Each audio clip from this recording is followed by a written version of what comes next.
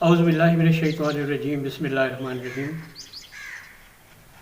معزز ناظرین، آپ کی خدمت میں مرزا محمد رفیع اعجاز چاچا برکت آپ کی خدمت میں حاضر ہے۔ آج ہمارے درمیان میں موجود ہیں دارالعلوم کلریالہ شریف کے بانی، محتمم اور انچارج جناب علامہ حافظ و قاری محمد ریاض حسین سلطانی صاحب، آپ کی آمد کا بہت بہت شکریہ۔ سر، ہم آپ سے جاننا چاہیں گے کہ گزشتہ 3 ماہ کے قریب ہونے والے ہیں کرونا وائرس کی وبا کو، تو کیا آپ کے دینی مدارس میں بھی اس میں کوئی فرق پڑا ہے؟ یہ بتائیے گا ہمارے سننے والوں کو۔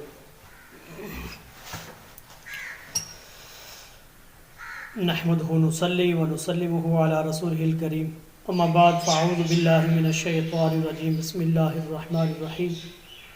افمن شرح اللہ صدرہ للاسلام، صدق اللہ العظیم۔ سب سے پہلے اللہ جل شانہ کا احسان عظیم ہے جس کائنات کے خالق نے ہمیں عزت عطا کر رکھی ہے۔ کروڑوں درود و سلام حضور سرور کائنات جناب محمد رسول اللہ صلی اللہ علیہ وسلم کی ذات گرامی پر، جن کے وسیلہ سے رب کائنات نے ہمیں عظمتوں سے نوازا ہے۔ رفیع اعجاز صاحب، آپ کا شکریہ کہ آپ نے ہمیں یہ موقع دیا۔ میں نے آپ حضرات کے سامنے قرآن کی ایک چھوٹی سی آیت مبارکہ کا جز پڑھا، آفمن شرح اللہ صدرہ للاسلام۔ اللہ رب العالمین فرماتا ہے کہ میں جس کے ساتھ بھلائی چاہتا ہوں اسے دین کی سمجھ عطا فرما دیتا ہوں۔ بے شک اسلام حضور علیہ الصلوۃ والسلام کی بہت بڑی قربانیوں سے پھیلا ہے، بے شک، اور حضور سرور کائنات جناب محمد رسول اللہ بانیان اسلام ہیں۔ بے شک، آج ہم نے اسلام کے پرچم کو بلند کرنا ہے۔ یہ جو وبا چلی ہے، پہلے ہی اسلام کمزور تھا، دین کمزور تھا، لوگ اپنی آسائشوں میں پڑے ہوئے ہیں، دین سے دور ہیں۔ ہمارے دینی ادارے جو ہیں ان کے اندر غریب، یتیم، بے سہارا بچے جو دین پڑھ رہے ہیں، یہ انتظار کر رہے ہوتے ہیں کہ کوئی دنیا دار آ کر ان دینی اداروں کی رہنمائی کرے مالی طور پر، اور دیکھا جاتا ہے کہ بہت کم لوگ ان دینی اداروں کا ساتھ دیتے ہیں۔ یعنی مقصد یہ ہے کہ پہلے ہی اسلام کمزور تھا، اس وبا کی وجہ سے ہمارے ملک کے اندر ہر چیز محدود ہو چکی ہے، دینی مدارس بند ہیں، مساجد میں نمازی کم ہیں۔ دعا کرنی چاہیے، اکٹھ ہو کر اجتماعی طور پر دعا کرنی چاہیے کہ اللہ رب العالمین ہمیں اس وبا سے محفوظ فرما۔ اور یہ تب ہوگا کہ جب ہم مساجد کا رخ کریں گے، دینی اداروں کے اندر جہاں بچے قرآن پڑھتے تھے وہ رک گیا کام۔ تو آج ہمارے حکمرانوں کو چاہیے کہ وہ دینی اداروں کو بحال کریں تاکہ اداروں کے اندر بچے صبح و شام قرآن پڑھتے ہیں، اور قرآن سارے کا سارا شفا ہے۔ قرآن پڑھنا یہ شفا ہے۔ جب قرآن پڑھا جائے گا دنیا کے کونے کونے میں، ہمارے ملک میں چپے چپے کونے کونے میں جب یہ قرآن پڑھا جائے گا، اللہ کی رحمتیں برسیں گی اور یہ وبا انشاءاللہ ختم ہو جائے گی۔ تو آپ نے سوال کیا کہ کیا اثر پڑا ہے۔ دیکھیں کہ ہماری یہ درسگاہیں جو ہیں، اس کا کوئی نہ بیرونی آمدن ہوتی ہے، نہ کوئی حکمرانوں کی طرف سے کوئی فنڈ دیا جاتا ہے۔ یہ علاقائی لوگوں کے تعاون سے چلتی ہیں، اور مستحق بچے، ان کی پرورش بھی ہوتی ہے، انہیں فی سبیل اللہ علم بھی دیا جاتا ہے، اور ان دینی اداروں کے ذمہ بچوں کے اخراجات اور بچوں کی پڑھائی کا سارا سلسلہ ہوتا ہے، یہ فی سبیل اللہ ہوتا ہے۔ تو میں نے جہاں پڑھا آستانہ عالیہ دارالعلوم بنگالی شریف، بہت ہی شفیق اور مہربان میرے مرشد حضور پیر سید سلطان علی شاہ جی ہمدانی، آستانہ عالیہ دارالعلوم بنگالی شریف۔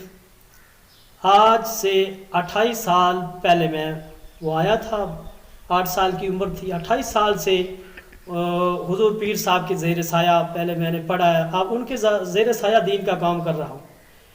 اور میری نگرانی میں 3 ادارے ہیں جو میں بچوں کی کفالت اور جو پڑھانے والے ان کی طرح ہیں، یہ علاقائی لوگوں کے تعاون سے ہم کر رہے ہیں۔ اور 3 ماہ سے ہمارے جو 4 مدرس ہیں، بچوں کی لنگر پکانے والے لانگری وغیرہ ہیں، یہ اپنا ان کے حالات ایسے ہیں کہ گھروں کے اندر وہ بیٹھے ہیں، اور حکمرانوں کی طرف سے وہ کہتے ہیں نا لاک ڈاؤن میں آپ گھروں میں رہیں تو آپ کے پاس جو ہے یہ مانا خرچ پہنچ جائے گا، لیکن آج تک ہم 3 ماہ میں ہم نے نہیں دیکھا کہ کسی حکمران نے پوچھا ہو کہ دینی مدارس جو ہے یہ غیر آباد ہیں، دینی مدارس کے اندر یہ کام کرنے والے لوگ یہ کیا کھا رہے ہیں۔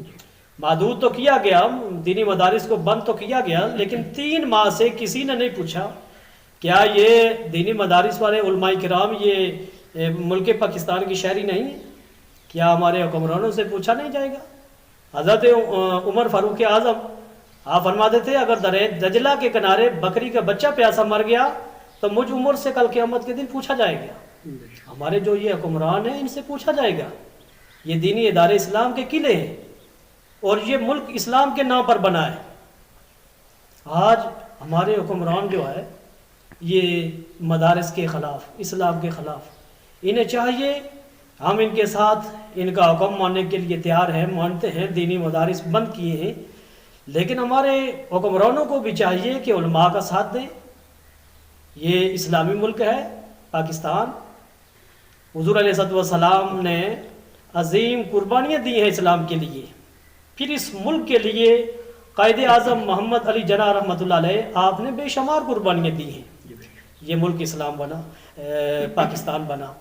تو آج جو ہے نا علماء کرام کا دین کی خدمات میں اہم کردار ہے، اس لیے جو بھی حکمران آتے ہیں اپنے اپنے وقت پہ، یہ تو 4 سال کی حکمرانی ہوتی ہے، حاکم سب سے بڑا تو وہ ہے جو عزتیں دیتا ہے، عظمتیں عطا کرتا ہے۔ وَتُعِزُّ مَن تَشَاءُ وَتُذِلُّ مَن تَشَاءُ، عزتیں اسی کے ہاتھ میں، ذلت اسی کے ہاتھ میں، جب چاہے وہ عزت عطا کرے، جب چاہے کسی کو ذلیل کر دے۔ تو یہ جو ہمارے حکمران ہیں یہ 2-4 سال کے لیے ان کے پاس بادشاہ آتی ہے، سب سے بڑا بادشاہ تو وہ ہے۔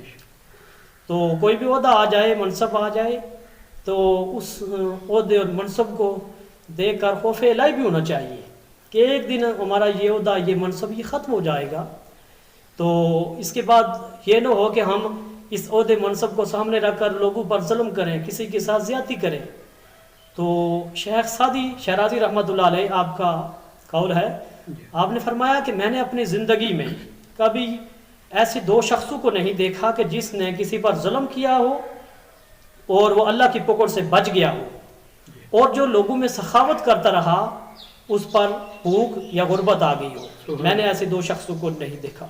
اس لیے جو بھی کسی کمزور پر ظلم کرے گا، کسی کو حق نہیں دے گا، تو اللہ کی پکڑ ہوگی، اس زندگی میں بھی ہوگی اور یہاں سے جانے کے بعد تو پھر تو بدرجہ اولا ہوگی۔ اس لیے سننے والوں کو میں اپیل کرتا ہوں کہ آپ اسلام کے لیے، دین کے لیے جینا سیکھیں، اور ہمارے جو حاکم ہیں، حاکم وقت ہیں، جب آپ کو یہ موقع ملے آپ اسلام کے لیے کچھ کر جائیں، دین کے لیے کچھ کریں۔ آپ یہاں پر آپ مل لیں، فیکٹریاں، بڑے بڑے محلات بنا لیں، جہازوں میں سفر کریں، ہیلی کاپٹر میں سفر کریں، یہ اس کے بارے میں آپ کو پوچھ ہوگی، لیکن آپ اسلام کے لیے کوئی مساجد بنا دیں اپنے اپنے نام پر۔ آج آپ کو وزارت ملی ہے، عہدہ ملا ہے، آپ کے پاس روپیہ پیسہ ہے، تو آپ مسجد بنا دیں۔ دینی مدارس کا کیا، دینی مدارس میں پڑھنے والے بچوں کے لیے کوئی وظیفہ مقرر کر دیں، تاکہ اس دنیا سے جانے کے بعد آپ کی تاریخ میں یہ لکھا جائے کہ فلاں وزیر تھا، فلاں وزیر اعظم تھا، صدر تھا، اس نے اسلام کے لیے یہ کام کیا ہے، اس نے اسلام کی عظمت کو بڑھانے کے لیے دینی ادارہ قائم کیا ہے۔ اس لیے میں دعوت فکر دیتا ہوں سننے والوں کو کہ جو اپنے مال و دولت کے نشے میں دنیا سے آگے نکلنے کی طرف جا رہے ہیں، آگے سے آگے نکل رہے ہیں اور دین کے معاملہ میں زیرو نظر آتے ہیں، انہوں نے رب کی بارگاہ میں سب نے جواب دہ ہونا ہے، اور جو اچھا کام کر کے جائے گا اللہ رب العالمین اسے بڑھا کر اجر عطا فرمائے گا۔ اس لیے ہمیں کوشش کرنی چاہیے کہ یہ جو ہمیں اسلام ملا حضور کی قربانیوں سے، یہ پاکستان ہمیں ملا قائد اعظم محمد علی جناح رحمۃ اللہ علیہ کی قربانیوں سے. بے شک. تو ہم جو ہے نا یہاں اس سرزمین پر عدل و انصاف قائم رکھیں اور لوگوں کے حقوق جو ہے وہ پوری طرح ان تک پہنچانے کی کوشش کریں, علماء کرام کا ساتھ دیں, اور دین کی خدمت میں علماء کرام کا ہم نے ساتھ دینا ہے. یہ دین جو پھیلانا یہ صرف علماء کی ڈیوٹی نہیں, یہ ہر کسی کی ڈیوٹی ہے. تو بدرجہ اعلیٰ ان لوگوں کی ڈیوٹی ہے جو اپنے اپنے وقت پہ حکمرانی کرتے ہیں, جن کے پاس عہدہ ہوتا ہے, روپیہ پیسہ مال و دولت ہوتی ہے. جہاں وہ دنیا کے کاموں میں لاکھوں کروڑوں لگا دیتے ہیں, وہاں اسلام کے لیے نہیں لگا سکتے. یہ ان کی زندگی میں بھی بہتری آ سکتی ہے, ان کی نسلیں اچھی ہو سکتی ہے, جانے کے بعد جو ہے اخروی زندگی ان کی اچھی ہو سکتی ہے. تو یہ میرا میسج ہے مختصر سا جو میں نے آپ کے سامنے پیش کیا ہے. امید ہے جہاں جہاں تک لوگ سنیں گے اور میری باتوں کو اپنی دل میں جگہ دیں گے, اور مخیر حضرات جو ہے اپنے اپنے علاقہ میں جہاں جہاں مدارس ہیں وہاں اپنے مدارس کو مضبوط کریں, تاکہ جب ایسے نیک کام میں بندہ شریک ہوتا ہے اللہ بھی اس بندے پر توجہ فرماتا ہے, رسول اللہ بھی توجہ فرماتے ہیں. تو میں نے عرض کیا کہ ہمارا پیر خانہ آستانہ عالیہ بنگالی شریف جو تحصیل گجرہان میں خطہ پوٹھوار میں بہت بڑی علمی روحانی درسگاہ ہے, جہاں ہم نے بھی پڑھا. بے شمار ہزاروں حفاظ طلباء و طلبات وہاں سے جو ہے نا دین کے عالم بن کر نکلے ہیں.